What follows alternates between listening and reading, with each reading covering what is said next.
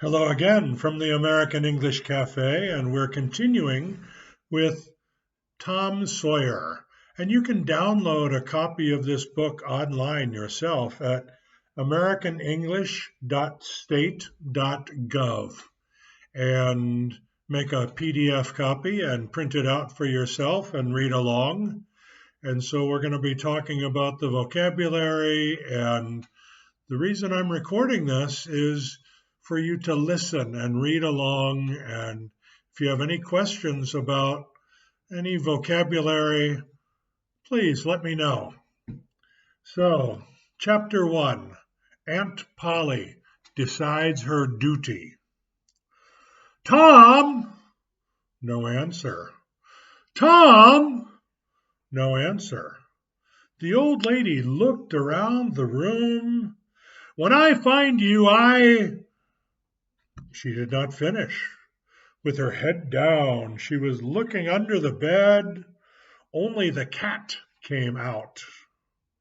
She went to the open door and looked toward the garden. No Tom was there. She shouted, "You, Tom!" There was a little noise behind her. She turned and caught a small boy, stopping him before he could escape. "What were you doing in that corner?" "Nothing." "Nothing? What is that on your hands and face?" "I do not know, Aunt Polly." "I know. You have been eating sweets. I have told you 100 times not to eat those sweets." Her hand was raised in the air. It started down. It was very near. "Oh, look behind you, Aunt." The old lady turned. The boy ran. In a moment, he was up on the high board fence. Then he was on the far side of it. His Aunt Polly was surprised. She laughed a little. "That boy, I never know what he will do next. And he knows that I do not want to hit him, but I should.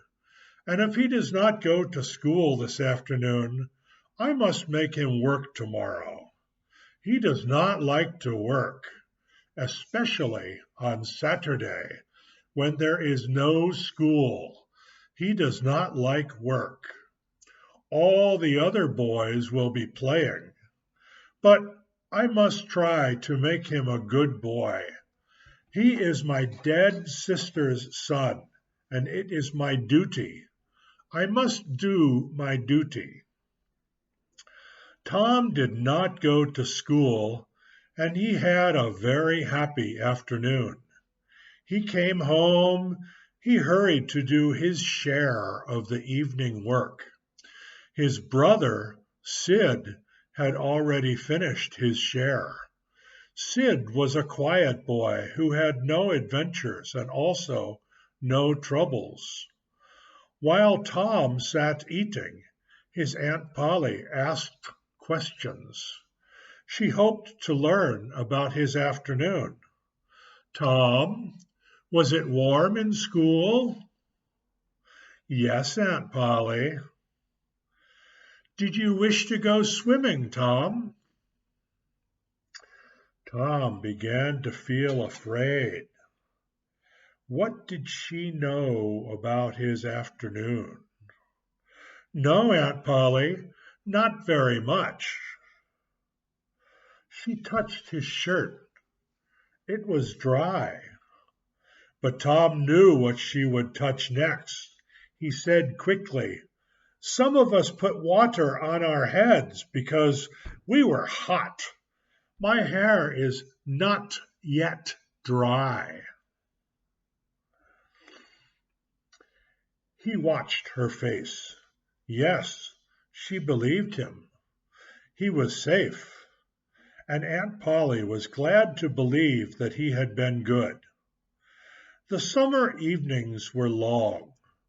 Tom walked along the street, whistling like a bird. Then he stopped whistling. He met a stranger, a boy a little larger than he was. The boy's clothes were new and good, and he was wearing shoes. Tom would wear shoes and good clothes like these only to church on Sunday. Tom looked and looked.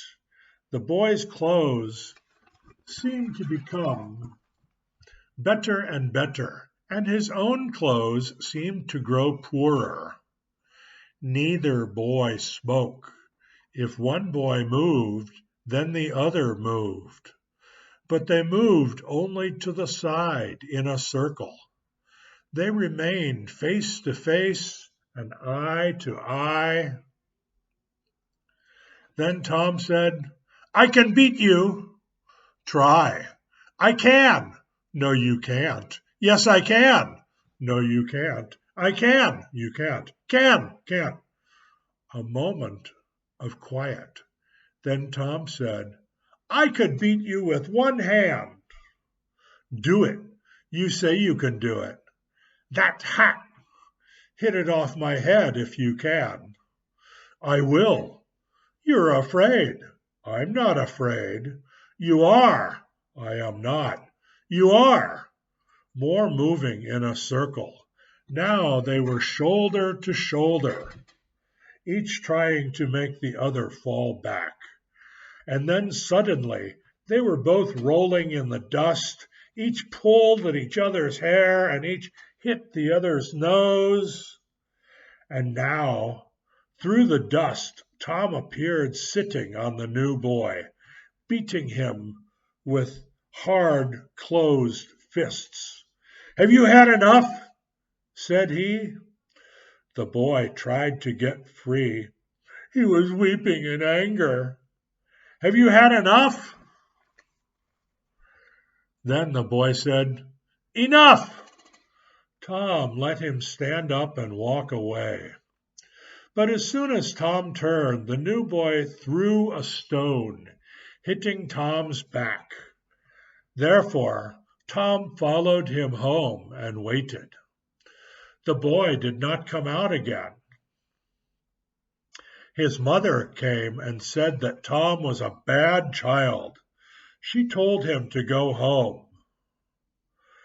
It was late when Tom got there. Very quietly and carefully he entered through the window. But his aunt was waiting for him. She had learned from Sid about Tom's afternoon. Now she saw his clothes, and she knew that he had been fighting. She knew what she must do. Tom would work all day Saturday. A couple of words I'd like to talk about here are words that sound the same. Sometimes they're spelled differently, but they're pronounced the same. And three words I'd like to talk about is close, close, and close. Close means not far, and close means open and close. Open the door, close the window.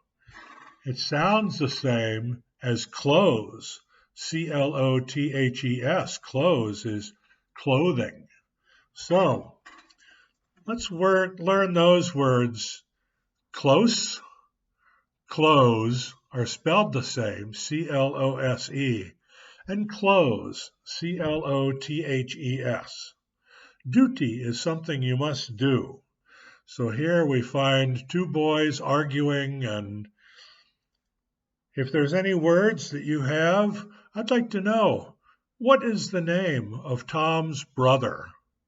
And what is the name of Tom's aunt? And what is an aunt and an uncle? Thank you for visiting the American English Cafe.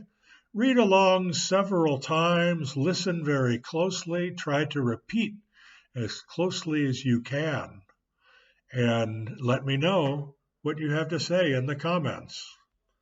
Thank you. Have a great day.